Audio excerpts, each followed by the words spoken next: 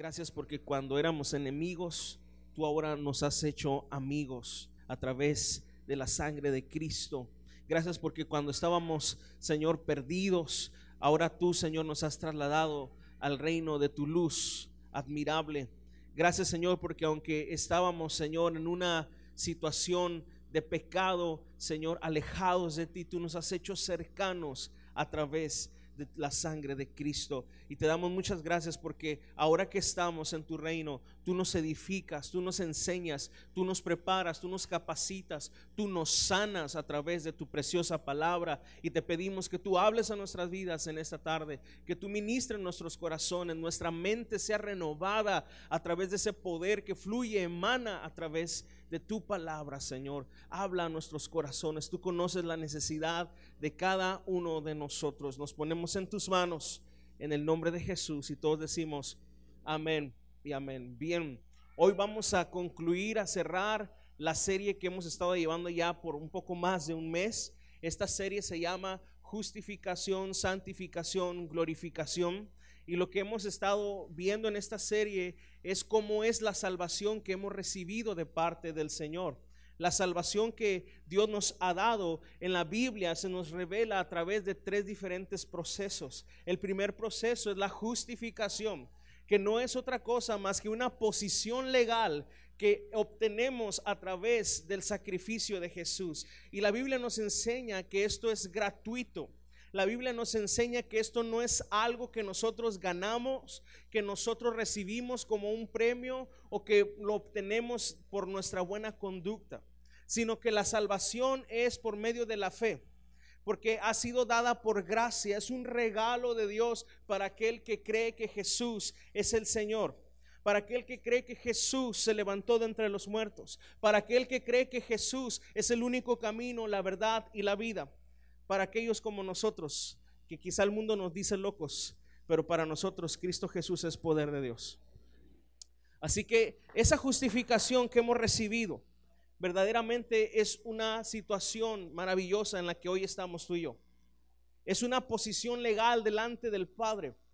Es una posición legal que nos dice que aunque nosotros hemos pecado, la sangre de Cristo ha pagado por ese pecado y ha cubierto nuestro pecado y nos puede presentar hoy justos delante del Dios santo, santo, santo. Y lo vimos de muchos ejemplos bíblicos, pero uno muy especial fue en el libro de Éxodo, cuando el ángel de la muerte, la última plaga de Egipto, iba a pasar e iba a llevarse literal a todos los primogénitos de Egipto. Dios le dijo a Moisés que tenían que tener un corderito sin mancha, un corderito perfecto, que lo iban a estar cuidando por un tiempo y después lo iban a sacrificar, y con la sangre de ese corderito iban a manchar los dindeles de las puertas de la casa de los hebreos. Y cuando el ángel de la muerte pasara por ese lugar, iba a ver la sangre como una señal para que no entrara a esa casa, para que no se llevara a ningún primogénito de esa casa. Pero es claro lo que la Biblia dice: la sangre será por señal, y la sangre de Cristo sigue siendo la señal en nuestra vida de que hemos sido salvos por la gracia de Dios. La sangre de Cristo se ha derramado con el propósito de redimir a los hombres. La sangre de Cristo sigue salvando, sigue llevando al hombre lleno de pecado, poniéndolo ahora delante de Dios como una persona santa, como una persona justa delante de Dios. Dios es el único que justifica al impío, como lo vimos también en la carta a los romanos. Entonces, cuando tú y yo entendemos la justicia que ha sido puesta en nosotros, cuando tú y yo entendemos cuál es nuestra posición delante de Dios, ahora podemos descansar. Entendemos que esta vida cristiana no se vive de acuerdo a lo que nosotros hacemos o dejamos de hacer. Entendemos ahora que es a través de la gracia de Dios que podemos caminar con Cristo. Entendemos que ahora es a través del poder del Espíritu Santo en nuestras vidas que podemos agradar a Dios, que podemos hacer y cumplir los mandamientos de Dios. Y esos mandamientos no son gravosos, sino que esos mandamientos ahora, como son internos por su Espíritu, ahora es un placer agradar a Dios. Amén. Ahora queremos agradar a Dios. Entonces, después de que vimos la justificación, entramos a la santificación, la segunda palabra que está ahí. Y la santificación tiene que ver, una vez que yo he sido justificado por la fe, ahora entro a un proceso continuo, progresivo, que se llama santificación. Y ahí es un proceso de crecimiento y una definición muy clara y práctica. Es el proceso mediante el cual el Espíritu de Dios trabaja en la vida del creyente para que se parezca a Cristo, para que cada día se parezca más a su Señor. Hemos visto en la Escritura que el propósito de Dios con la humanidad no solamente es salvarlo del infierno, no solamente es que el hombre no se vaya al infierno, sino que el propósito, el plan de Dios revelado a los hombres es que a los que antes llamó, también los justificó, también los glorificó para que fuesen hechos conforme a la imagen de su Hijo. Y eso no puede llevarse a cabo, no podemos ser como Jesús si su Espíritu Santo no está en nosotros. El Espíritu Santo es quien santifica a la iglesia. ¿Cuántos están de acuerdo conmigo? Necesitamos la intervención diaria del Espíritu Santo en nuestras vidas para que entonces nuestro corazón, nuestra vida pueda parecerse a Jesucristo. Y Él todos los días nos habla, Él todos los días está presente, Él todos los días quiere ministrar nuestra vida, Él todos los días quiere trabajar en nosotros, porque Él desea que nos parezcamos cada día más a Cristo. Después del proceso de santificación, llegamos a la última palabra que aparece ahí, es la palabra glorificación. Y el antepasado, nuestro hermano Israel López estuvo compartiendo acerca de la glorificación. ¿Qué es la glorificación? ¿Cuál es esa esperanza que nosotros tenemos? Y hoy solamente vamos a reforzar eso y vamos a concluir la serie. Pero yo espero, y mi oración es que después de que tú tengas toda esta doctrina y tú tengas toda esta administración, te goces en la esperanza que hemos recibido y puedas glorificar a Dios con tu vida todos los días. Y vamos a empezar. Quiero que vayas conmigo a la primera carta de Pedro, capítulo 1. Dejes abierta ahí tu Biblia mientras te doy quizá un poquito de contexto de lo que vamos a estar estudiando el día de hoy. ¿Qué es la glorificación? ¿Por qué la palabra glorificación? Si nos regresamos un poquito a lo que nuestro hermano Israel nos compartió, nos damos cuenta que la glorificación es aquel proceso donde nuestro cuerpo corruptible se vestirá de incorrupción, donde verdaderamente esto material que vemos, perecedero que vemos, va a entrar a una transformación donde nosotros seremos como el Señor, porque le veremos como Él es, como dice 1 de Juan capítulo 3 verso 3. Así que hablar de glorificación es hablar de la consumación del proceso de salvación, hablar de la consumación de la obra de Dios en nosotros. Hay muchos textos, sobre todo obviamente en el Nuevo Testamento, que hablan de la glorificación, que apuntan hacia el futuro del creyente. Y en otras palabras, apuntar hacia el futuro, apuntar hacia lo que viene, necesariamente estamos hablando de la esperanza. Porque esperanza tiene que ver con la fe presente, pero que está esperando algo que viene. Algo que sabemos los hijos de Dios que va a ser mucho mejor que lo que estamos viviendo hoy acá. ¿Cuántos disfrutan su relación con Cristo? ¿Cuántos disfrutan de la iglesia? Quiero decirte, algo mucho mejor viene.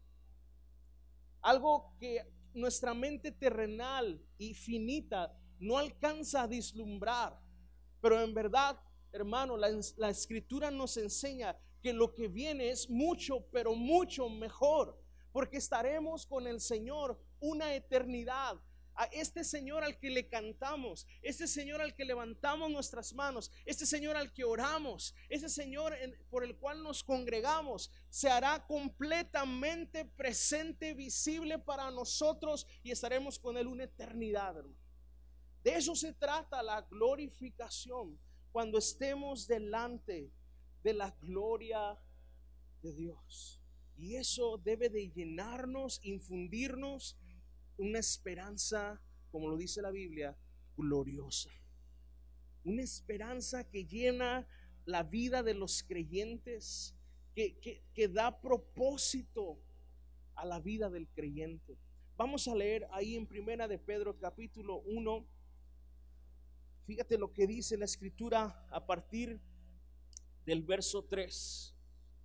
Dice así la Biblia: bendito el Dios y Padre de nuestro Señor Jesucristo, que según su grande misericordia nos hizo renacer para una esperanza viva por la resurrección de Jesucristo de los muertos, para una herencia incorruptible, incontaminada e inmarcesible, reservada en los cielos para vosotros, que sois guardados por el poder de Dios mediante la fe, para alcanzar la salvación que está preparada para ser manifestada en el tiempo postrero, en lo cual vosotros os alegráis, aunque ahora por un poco de tiempo, si es necesario, tengáis que ser afligidos en diversas pruebas, para que sometida a prueba vuestra fe, mucho más preciosa que el oro, el cual aunque perecedero se prueba con fuego, sea hallada en alabanza, gloria y honra cuando sea manifestado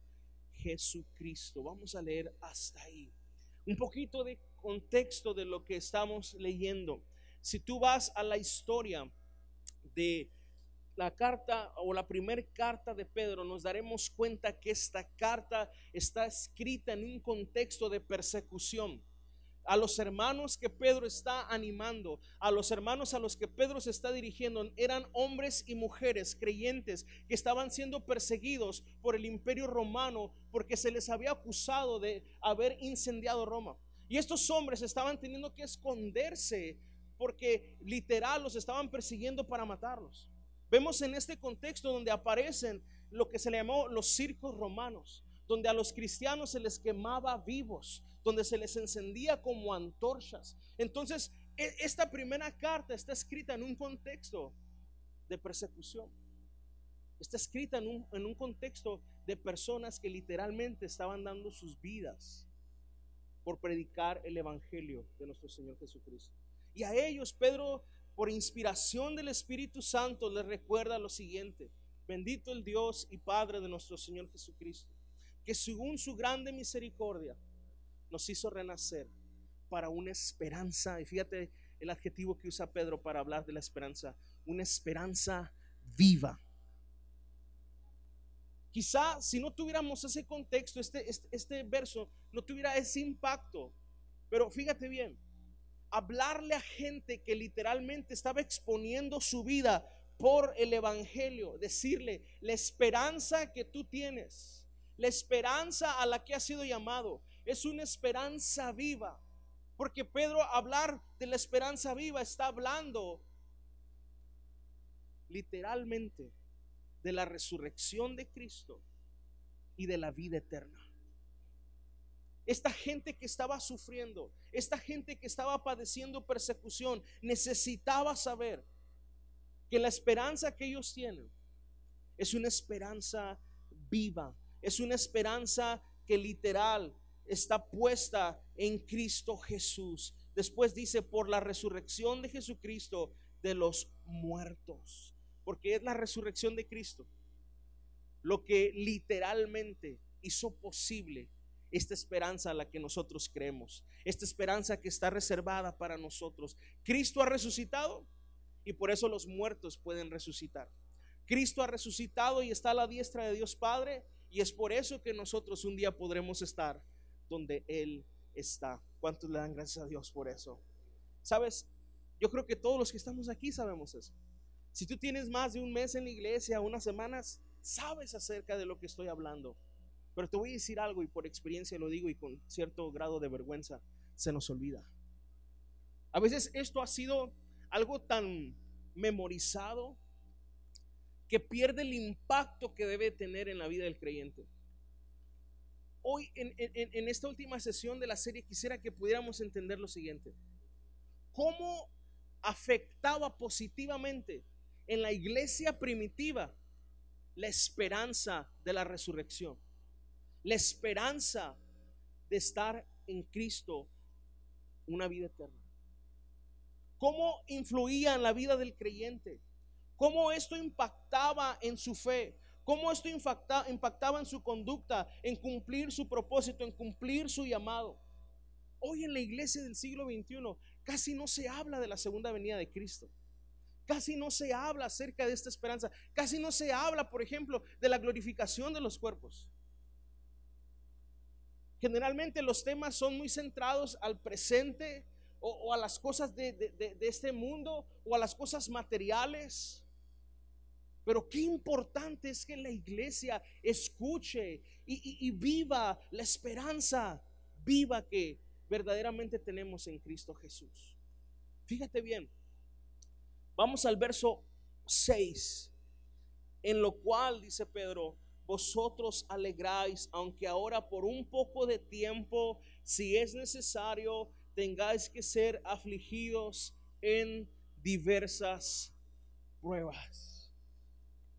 Créeme que las pruebas que ellos estaban pasando eran pruebas fuertes. A veces nosotros, como lo he dicho, nos afligimos porque ya no tenemos para el cable, ¿verdad? O porque de repente ya no podemos ir a la comida china. Antes íbamos al Pekín y ahora vamos al Express, ¿verdad? Donde la comida tiene como 3 días refrigerada. Pero dices, es comida china, te mentalizas, y es comida china y te la comes, ¿verdad? Y eso nos abruma y decimos, Señor, ¿hasta cuándo? Gracias, Cris. O diversas pruebas que nosotros a veces creemos que nos van a derribar, que nos van a consumir. Esta iglesia estaba pasando por algo tremendo. Literal, los soldados entraban, los tomaban presos, a las mujeres las golpeaban, les hacían toda clase de cosas, a los hombres los quemaban vivos, a los niños se los daban a las fieras, y toda esa clase de cosas terribles que ellos estaban pasando. Pero aún así su fe no claudicó. Y te voy a decir por qué. Porque ellos creían en la esperanza viva. Ellos tenían una esperanza viva. ¿Qué es esperanza? ¿Cuál es una de las definiciones de esperanza? Esperanza es un gozo anticipado. Esperanza es gozarte antes de que esto suceda. Tú estás tan seguro, tan convencido de que lo que tú esperas va a suceder, que puedes gozarte en el presente, aunque tu condición, aunque tu circunstancia no se parezca en nada a lo que estás esperando. Tú crees tanto en eso que puedes gozarte en el presente. Es por eso que cuando leemos las biografías de los mártires, dices, ¿cómo es posible eso? ¿Cómo es posible que hombres como Policarpo, que fue uno de los mártires más famosos, que al momento de literal a punto de prenderlo como una antorcha viva, dijo, he servido por más de 80 años a mi Señor, ¿cómo le iba a negar por esta amenaza de muerte? Y Policarpo fue el último que dijo antes de que le prendieran fuego y fuera consumido completamente. Entonces, ¿cómo un hombre puede con alegría morir, con gozo dar su vida por el evangelio? Te vuelvo a repetir cuál es la respuesta. Ellos tenían una esperanza viva. Ellos sabían que la esperanza a lo que habían sido llamados es real. Ellos sabían que, como la palabra que hoy se ha hecho cliché en la iglesia cristiana, lo mejor está por venir. Ellos sabían que eso era una realidad. Lo mejor está por venir. Quiero decirte, si tú y yo disfrutamos la presencia de Dios hoy, si tú y yo hoy disfrutamos la bendición de Dios hoy, si tú y yo disfrutamos hoy la comunión con Cristo, con su Espíritu Santo, la comunión con los hermanos, hermano, no sabes lo que te espera. No sabes lo que viene. Lo mejor verdaderamente está por venir. Y esto debe traer un impacto en nuestra vida espiritual, de tal manera que nuestra vida presente, nuestra vida del hoy, sea transformada, sea cambiada, nuestra actitud sea transformada. Si hoy tú te sientes sin esperanza, sin ánimos, si hoy tú sientes que tu vida está todo mal, todo volteado, o que estás pasando por situaciones o por pruebas muy duras, quiero decirte, hermano, tienes una esperanza viva y lo mejor está por venir. Verdaderamente debes de creerlo. Después vemos en el verso siguiente en el verso 7, para que sometida a prueba vuestra fe, mucho más preciosa que el oro, el cual aunque perecedero se prueba con fuego, sea hallada en alabanza, gloria y honra cuando sea manifestado. Cuando sea manifestado, ¿quién? O sea, la fe es probada hoy, en el presente. Nuestra fe está siendo probada, pero esta fe va a ser hallada en gloria, en alabanza a nuestro Señor cuando Él se manifieste. ¿Qué significa eso? ¿A qué se refiere el apóstol cuando habla acerca de esa manifestación de Jesús? A la segunda venida de Cristo. ¿Cuántos están esperando a Jesús? ¿Cuántos creen que Él viene por segunda vez? ¿En verdad lo crees, hermano? ¿En verdad lo estás esperando? Hay un canto que a mí de verdad me encanta, y cada vez que lo escucho se me paran los pelos, y tengo muchos, ¿verdad? Es un canto de nuestro hermano Abel Zavala. Dice: vivo cada día esperándote, tal como la novia al esposo espera.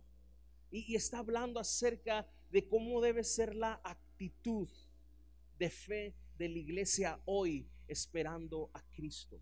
Y cuando esa actitud está en la vida del creyente, el cristiano se prepara, el cristiano se enfoca, el cristiano verdaderamente empieza a cambiar su actitud, porque sabe que lo que está viviendo hoy en el presente solamente es una preparación, solamente es un ejercicio, solamente es temporal, pero lo que viene es mucho mejor. Lo que viene será eterno, lo que viene será para toda la eternidad, hermano. Así que lo que tú estés viviendo en el presente, debes de saber, como Pedro le dijo a los hermanos: aunque por un poco de tiempo tendráis que ser afligidos, tú debes de gozarte en la esperanza viva que hoy tenemos en Cristo Jesús. ¿Cuántos le dan gracias a Dios por eso? Gloria a Cristo Jesús. Entonces nos damos cuenta que las aflicciones son necesarias, aunque parezca algo contradictorio en la vida del cristiano. Yo quiero decirte, y como pastor de esta iglesia, yo no quiero mentirte. Somos una iglesia que tratamos de predicar el evangelio completo y como es, sin andar prometiendo cosas que Jesús no dijo. Jesús fue bien claro con sus discípulos. Él les dijo: en el mundo tendréis aflicción, y les explicó qué clase de aflicciones. Los van a perseguir por mi causa, la gente los va a rechazar. Por predicar el evangelio los van a querer meter presos, pero ustedes no se preocupen, yo he vencido al mundo. Si tú escuchaste o alguien te predicó o alguien te enseñó que el cristiano no sufre y que todo es color de rosas y que tú tienes autoridad y puedes hacer todo y nunca vas a sufrir, nunca vas a llorar, quiero decirte: yo no sé qué evangelio es ese, pero no es el evangelio de Cristo. En el evangelio de Cristo, Jesús primero le dijo a sus discípulos: si alguien quiere venir en pos de mí, primero, para empezar, number one, niéguese a sí mismo. O sea, renuncie a su propia vida, renuncie a sus propias cosas, sueños personales, proyectos personales. Renuncia a eso, a la cosmovisión de tu vida, a lo que tú creías que eso iba a ser tu vida. Renuncia a eso. Toma tu cruz cada día. Y ahí habla de los padecimientos. Y entonces sígame. Es por eso que vemos que la puerta es estrecha y angosto es el camino, y pocos son, dijo Jesús, porque todos queremos hacer lo que queremos hacer. Y el humano natural tiene una voluntad y él quiere hacer y hacer cumplir sus sueños. Pero el caminar con Cristo comienza renunciando a eso y siguiéndolo a Él, cumpliendo el sueño de Dios para nuestras vidas, los propósitos de Dios, el plan de Dios para nuestra vida. Así que el sufrimiento, quiero decirte, los padecimientos, como de otra manera dice la Biblia, o el dolor, es algo intrínseco en la vida cristiana. Es algo que va de la mano. Es más, ve conmigo más adelante, ahora al capítulo 4 de la misma carta.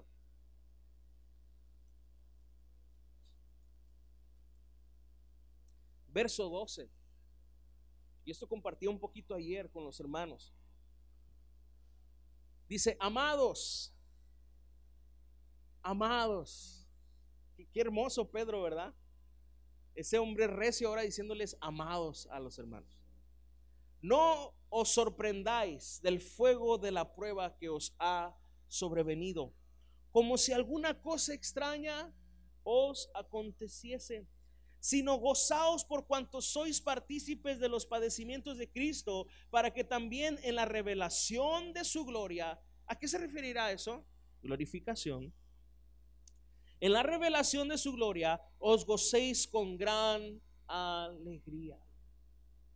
Entonces, el cristiano, cuando empieza a vivir una prueba, empieza a venir una aflicción a su vida, no debe de sorprenderse. No debe de ser algo y decir, ¿y esto qué me está pasando? ¿Me estarán haciendo algo? Sí, la tía de mi prima, de mi amigo, es bruja y como que me está salando, me está haciendo algo. Y empezamos a buscar por todos lados a ver quién está haciendo algo. Hermano, quiero decirte, necesitamos entender que la prueba, en ese momento que la estamos pasando, trae aflicción. Se sufre. Hay dolor, hay llanto, hay quebranto. Y esto es algo que va de la mano en la vida del creyente. De alguna manera Dios usa el dolor como un catalizador para hacernos crecer. Yo le decía ayer a los hermanos, el dolor que tú estás sufriendo hoy, el padecimiento, la prueba que tú estás enfrentando hoy, es el ejercicio espiritual que tu fe necesita para crecer. Es necesario. Es más, los apóstoles predicaron, y en el libro de Hechos está revelado, es necesario que a través de muchos padecimientos entremos al reino de los cielos. Eso ya nos enseña hoy. Pero yo no quiero mentirte. En el mundo tendremos aflicciones, pero también quiero enseñarte lo que dice la Biblia. Que ningún padecimiento que estás enfrentando en el presente, Romanos 8:18, será comparada con la gloria que será manifestada cuando Cristo aparezca. Hermano, necesitas saber que aunque tú estés sufriendo, ese sufrimiento será por un corto tiempo. No será para siempre, no es eterno. Lo único que es eterno es la promesa de Dios de que vivirás con Él. Si estás enfrentando alguna situación en tu cuerpo de enfermedad y has orado y hemos orado y aún no sanas, quiero decirte, hermano, y te lo digo con fe, Dios puede sanarte en un instante y Él es Dios. Pero si Dios decide no sanarte en este presente, Él sigue siendo Dios. Y Él te dará la fortaleza, la capacidad, pero sobre todo Él quiere infundirte esperanza para que tú sepas glorificar a Dios tanto en el sufrimiento como en el momento más alegre de tu vida. Él sigue siendo Dios. Amén. Fueron menos amenes, pero como te dije al principio, yo no quiero mentirte. Dios es soberano y yo creo que Él puede sanar a alguien en menos de un segundo. Pero también creo que Dios puede usar cualquier situación para glorificarse en nuestras vidas y enseñarnos. Por eso nuestra esperanza, escucha lo que voy a decirte, nuestra esperanza no está basada en lo que nosotros queremos que Dios haga. Nuestra esperanza no está basada en la idea que yo tengo de lo que Dios tiene que hacer. Nuestra esperanza está basada en una persona, no en una cosa. Y esa persona es Cristo Jesús, la esperanza de gloria, como dice la Escritura. Cristo Jesús es nuestra esperanza de gloria. Y sabemos que Él tiene el poder para hacerlo. Sabemos que no hay autoridad más grande más que la de Cristo. No hay otro nombre como el de nuestro Señor. Pero sabemos que el Señor siempre tiene un propósito. Detrás de toda circunstancia, detrás de toda situación, hay un propósito, y ese propósito siempre nos lleva a glorificar a nuestro Señor Jesucristo. Entonces Pedro escribe y dice, hermanos, no se sorprendan como si alguna cosa extraña os aconteciese, sino gózate. gózate en medio de esa prueba. Ten la esperanza, cree en la esperanza que hemos recibido, que un día toda lágrima será enjugada, que un día recibiremos un cuerpo que no huele feo como ahorita que ya estoy sudando, hermanos, ¿verdad? Un cuerpo que no se cansa, un cuerpo que no se enferma, un cuerpo, hermano, que puede soportar la gloria completa de Dios. Hay veces que gente me pregunta cosas así teológicas importantes como, hermano, y cuando nuestro cuerpo esté glorificado, vamos a tener una conciencia plena de la gente que conocemos. Por ejemplo, yo voy a reconocer a mi esposa. A veces siento que me lo preguntan como para, si les digo sí, esconderse allá en el cielo, ¿verdad? Como que, híjole, no, pues ya, era hasta que la muerte nos separe, ¿no? O sea, ahorita ya no me busques. No es cierto. Pero no lo digo por mi esposa, yo sí quiero andar ahí de la mano con mi esposa en el cielo. Sabemos que el cuerpo glorificado, un 100% no sabemos cómo va a ser. Pero la Biblia nos enseña en 1 Corintios capítulo 15, del verso 20 al 58, para que lo estudien en casa. Nos da detalles. Por ejemplo, habla de que la corrupción que este cuerpo tiene pasará y será un cuerpo sin corrupción, ahora incorruptible. Este cuerpo, si ahorita tiene la capacidad en el cerebro de pensar, memorizar y conocer, intuir, etcétera, etcétera, ¿cuánto más un cuerpo que ha sido perfeccionado? Es más, creo fervientemente que nuestra incapacidad de conocimiento, porque ahorita, aunque estudiemos y recibamos revelación, nuestro cerebro es limitado, no puede contener todo el conocimiento. Yo creo que cuando lleguemos a la presencia de Dios, esa limitación será quitada y recibiremos una capacidad mayor para entender el plan de Dios completamente. ¿Cuánto más si ahorita reconocemos a las personas? ¿Cuánto más cuando recibamos eso? Pero creo verdaderamente también que, como dice la Escritura, no habrá más llanto, ni más tristeza, ni más dolor. Ahorita como creyentes lloramos a veces por cosas porque no entendemos.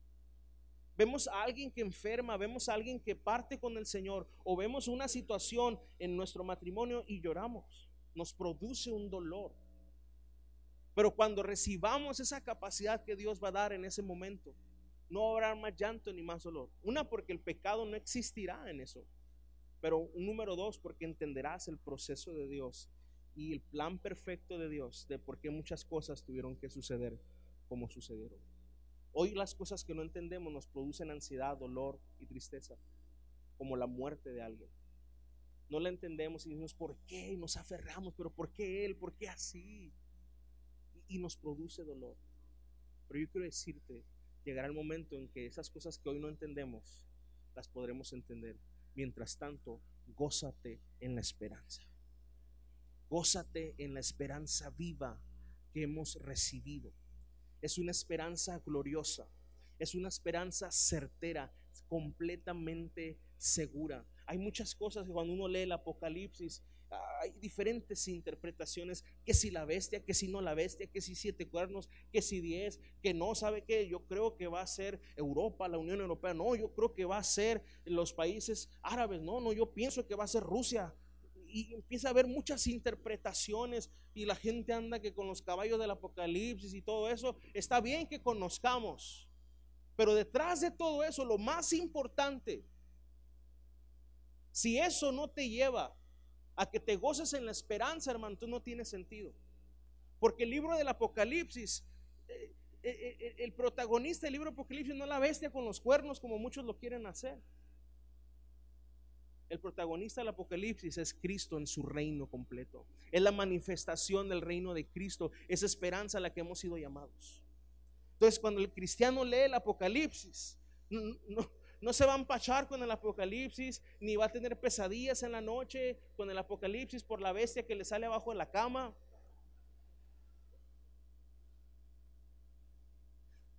Ni va a andar queriendo ver las noticias. No, sí, como que el presidente de Rusia sí se mira como el anticristo, en un cuerno ahí. Sino que va a apuntar sus ojos a la esperanza prometida, a la esperanza gloriosa, que es que Cristo viene por segunda vez.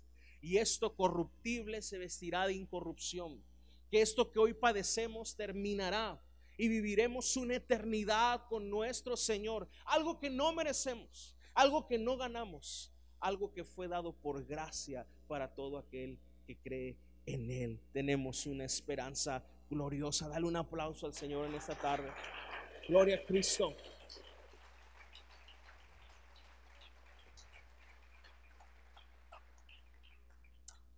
Gloria al Señor. Ya voy a terminar, hermanos. Y ya saben los de casa que yo me despido, ¿verdad? Así como grupo musical, ahí va una y luego otra despedida y luego ya al final ya es la buena. No es cierto. Quiero terminar solamente complementando con esto. ¿Cuál debe ser nuestra actitud ante las pruebas presentes de nuestra vida?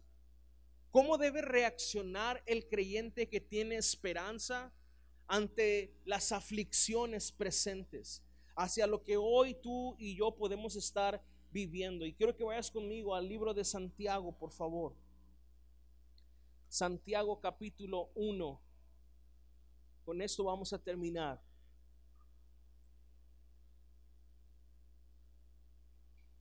Y en Santiago vamos a encontrar un modelo para vivir en medio de las pruebas, en medio de las aflicciones, en medio de las dificultades. Yo no sé qué tú puedas estar viviendo con tu familia, lo que puedas estar viviendo en tu trabajo o con tu propia persona, pero debes de saber que Dios tiene un plan para todo. Ahora, algo muy importante que quisiera añadir aquí: tú y yo tenemos que aprender a identificar lo que es una prueba de lo que es una disciplina. Una prueba es algo externo, es algo que proviene del exterior. De hecho, la idea en el griego, cuando hablamos de prueba, habla de algo como si fuera una pinza que presiona, por así decir, una fruta y le exprime, crea una presión sobre esa fruta. Las pruebas presionan, hacen coerción sobre la vida del creyente. Las disciplinas son distintas. Las disciplinas son consecuencia de nuestro error, de nuestro pecado, de nuestra falta de comunión con el Señor. Y la Biblia nos enseña que nosotros, como hijos amados, somos también disciplinados y corregidos. En pocas palabras, muchas veces me ha tocado estar en una consejería donde alguien llega y dice: pastor, estoy siendo probado tremendamente. Ay, y luego hacemos frases bien facebookeras, ¿no? Decimos: es que las mejores pruebas son para los mejores guerreros, ¿no? Y sí, pero cuando escuchas la prueba, es que mire, pastor, pues lo que pasa es que yo me robé algo, ¿no? Entonces pues después lo regresé, pero después me iban a meter a la cárcel, entonces tuve que pagar, y entonces pues como tuve que pagar, pues entonces ya no tengo para la leche del niño. Entonces digo: Señor, ¿por qué me pruebas tanto? No, hermano, eso no es una prueba, es una consecuencia del pecado. Y está viniendo una disciplina, y estoy tomando un ejemplo muy burdo para esto, pero yo creo que me estoy dando a entender. Tú y yo sabemos cuando hemos fallado a Dios, cuando nosotros mismos, como dice la palabra, el hombre necio tuerce su camino y luego contra Jehová se irrita su corazón. O sea, nosotros nos metemos en broncas y después decimos: Señor, qué prueba tan grande, creo que soy un guerrero muy grande porque esta prueba está muy fuerte. Tenemos que aprender a distinguir cuando Dios nos está corrigiendo como hijos y cuando estamos siendo probados por Dios para que nuestra fe crezca. Para las dos cosas hay una respuesta. ¿Qué si identifico que lo que estoy viviendo no es una prueba, sino una disciplina? ¿Sabes qué tenemos que hacer? Humillarnos ante Dios, arrepentirnos de nuestro pecado, confesarlo, apartarnos y decir: me pongo en tus manos, Señor, recibo esta disciplina, como sé que lo haces porque me amas, solo ayúdame en este proceso. Y sabes que Dios te va a ayudar. Cuando tú regañas o castigas a uno de tus hijos naturales y ves que hay un genuino arrepentimiento en tu hijo y ves que está aprendiendo la lección, ¿acaso no les das tú algo bueno a él? ¿Acaso no te manifiestas con misericordia a Él. Y dice la Biblia, nosotros somos malos padres. ¿Cuánto más nuestro Padre perfecto sabe tratar a un hijo que ha demostrado que toma la disciplina en su vida? Ahora, la prueba es distinta. Generalmente la prueba viene en el momento en el que tú mejor estás espiritualmente. Y es por eso que, como dice Pedro, no te sorprendas. Es como dice, pastor, pero ¿por qué ahorita? Ahorita que estoy sirviendo, ahorita que estoy viniendo todos los domingos, a ver, ahorita que estoy tratando bien a mi esposa, ya tengo una semana que le llevo flores. A ver, ¿por qué ahorita? Ahorita que sí estoy ofrendando al Señor, siendo fiel en mis ingresos, ahorita que estoy evangelizando a mis hermanos, o estoy evangelizando a mi familia, o en el trabajo estoy dando testimonio, ¿por qué ahorita? No te sorprendas. La fe que decimos o profesamos siempre será probada, pero esa prueba no es para destruirte, es para formarte. Esa prueba no es para tumbarte, es para que tu nivel de fe crezca y suba y glorifiques más al Señor. Así que